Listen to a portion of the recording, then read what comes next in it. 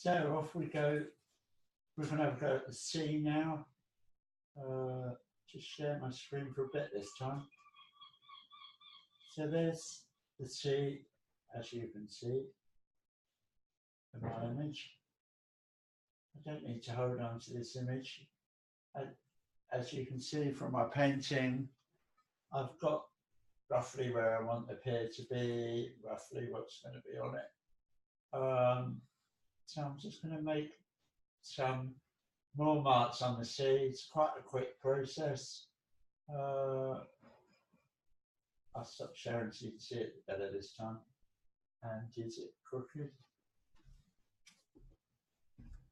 It's a little bit crooked. It's no big deal. There we are. It's a bit better, isn't it? Okay. Right. Back to my brush, my water, my paint. Still the same paint I put in there the other day. It's absolutely fine. And that was quite a few days ago because I've been off all over the place doing things that one has to do. So, to see, I quite like the tones I was getting in there before. Looks remarkably like a watercolour. So I'm just going to get some water on my brush. Get it in my box. I've got the blues and stuff from where I was doing the sky. I'm just going to put a bit of yellow, a bit more blue. Let's get a bit more sort of greeny feel. So it's quite, have a brush like this, hold a brush like this, and it's flicking a bit like we did in the sky when we were first doing the sky. Just going to flick. We've got bits of white hovering around in the mix, which we can just give us a feel for the sea. It's going to be dark under there because we're going to have sort of go over any marks that you've done before. That's absolutely fine. We're just putting a little bit more definition in here. I might even just put a tiny little bit of red, purpley. This is the purple. I'm talking little bits of purple as well, which is like basically like ultramarine without having to have ultramarine at this stage. So it's like mixing the colours a bit. We've got purples, we've got blues, we've got plenty of white. Remember, we have to get plenty of white. Cassarts, it's not bad. Cassarts in Brighton. So once you start like buying stuff from them, you get deals. They have sales and all sorts of stuff. And you can ask them questions. Yeah, they've always got deals on paint. So that's good, as well as like the university shop in Brighton or anywhere where there's an education department. Usually they're obliged to open to the public. So take advantage of it. And also when you're talking to people on the camera, remember what paint to put on your brush. So yeah, little bits of dark, little bits of yellow, and we're starting to get some sort of, there's no passion in it yet. There's got to be passion in this. Halcyon, ion, energy. It's very easy to become satisfied a bit early on. Or you show it to somebody that is a friend and they just say how great it looks. You don't want to do anything else to it. That's happened to me countless number of times. But the main thing with these paintings is they're actually quite free and relaxed and not formal and really yours to see, to be honest. Very often the subjects we paint.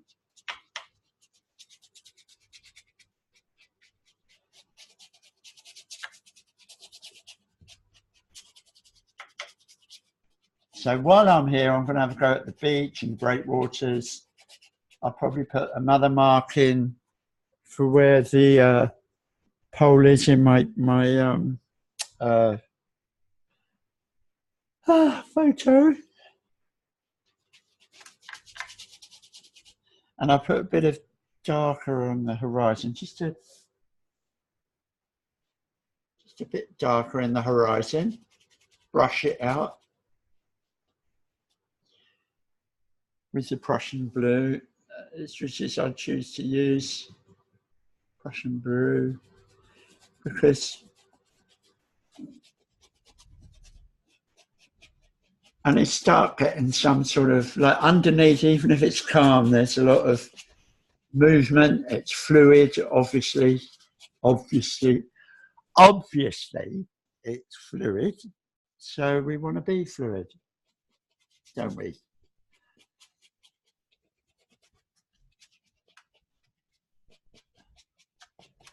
And all these layers that we do, like we'll do a few more layers yet. Give it the interest, to give it this, every bit of engagement that you have with the canvas has an effect. It might seem boring, mundane, ordinary at the time, but actually it's a culmination of all of your thoughts, all of your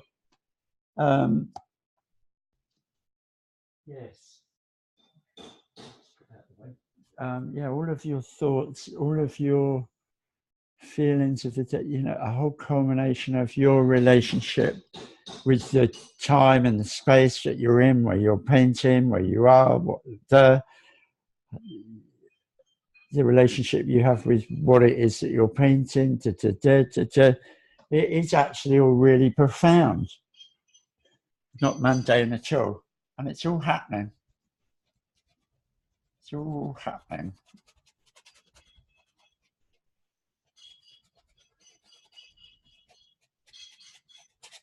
The canvas I'm using, like I think I've probably told you already, it's like calico cloth, which I've stretched myself. And so consequently the cloth has it's just an interesting feel texture. It's sort of, actually if it's too dry, it makes my tongue go a bit on edge, which is good with the acrylic stuff.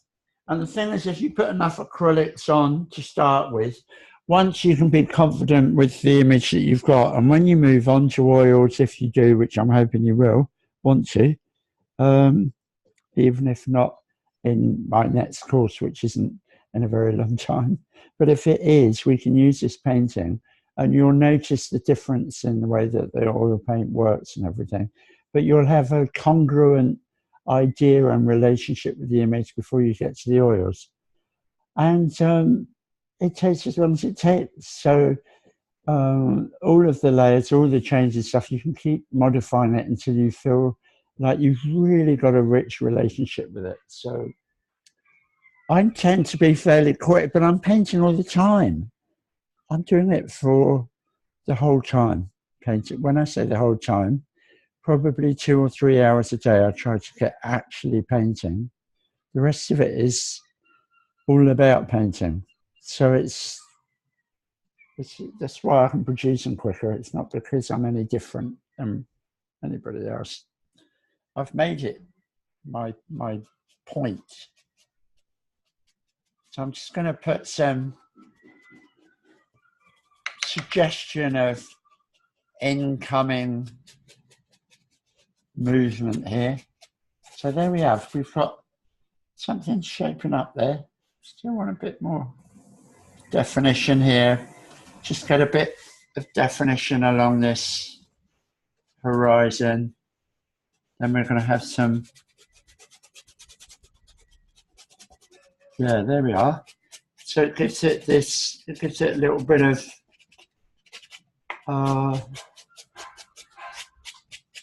little bits of contrast, and so it looks quite impressive, and there's a definite feel of something happening. So I'm going to move on now swiftly to getting some red, some oranges, basically. Oranges, you see a few oranges and browns, which will come from mixing the three together. You get the purple with the red, and you get the purple with the red and the blue, and then you add some yellows and you get sort of greeny, and you just play around with mixing these colors up. Make sure you've got a wet brush all the time. Mix these colors up, and then I can start putting some dark bits on the beach. And it's just dab the brush with these reds and yellows and blues mixed together. Just dab them onto the beach. I call it a beach because that's what it is. I'm going to go for a bit. I need a bit more yellow. Let's get a bit more yellow in my tub, like, you know what I mean? Tub, I always squeeze the tube too hard. But now I've discovered the box, I don't mind quite so much. So get some yellows on top of, you can do mixing on the canvas. I'll keep going on about the wet brush. If you do the oil painting, I won't be talking about the red. I won't be talking about putting your brush in the water, will I? But the reds, and then of course on top of that, I'm just going to put a few whites as well. And then I'm going to take that, and the breakwater, I've got a nice shape for the breakwater. I want the light to be shining off the breakwater. Look, at this stage, we're not doing detail. It's about shape. It's about the idea. So when you look at it, you go, oh, yeah, it's starting to happen. Starting to happen.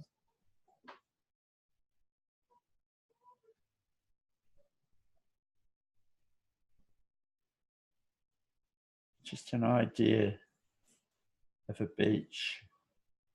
Some darker bits underneath the breakwater. The shadows. So you keep using the same paints and you just darken or lighten them up to give them the shadows by adding the blue into the reds. So we've got those purples, a lovely colour for against your pinks like the beach feel. Of course, it's going to develop from that, but it gives us an idea. And I'm not looking at the image at all because I don't need to be looking at that. Now, I'm not going to tackle the pier at this stage, and I'm going to dry this off. Let it dry off. I'll give it a whole, I'll do it later on. It's very hot, so it'll dry fairly quickly. So I'll just show you what that's looking like. And birds, there's all sorts of stuff that can go on in here. I've got a nice big drip line down the middle there. That's okay at this stage. So there you go. See, the beach is like a suggestion, really. Suggestion of where it's going to be. But already we've got some perspective. We've got the pier. We've got like a real feel. We've got a real feel. We might even sneak in a bit of a wind farm or something, which I did with the picture I've done over no, not that one. Another one that I did recently. The wind farm's going to be a great. So there you go. I'll stop moving it about. So I'm hoping that you'll be sending me your pictures of how you're doing, where you've got to so far, so I can give you feedback, direct feedback, help, support, whatever it is that I can do to help you have a great painting by the end of this. I want to do it.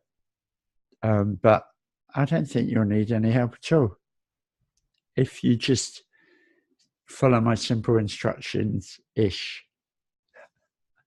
and then you'll do things in your own way.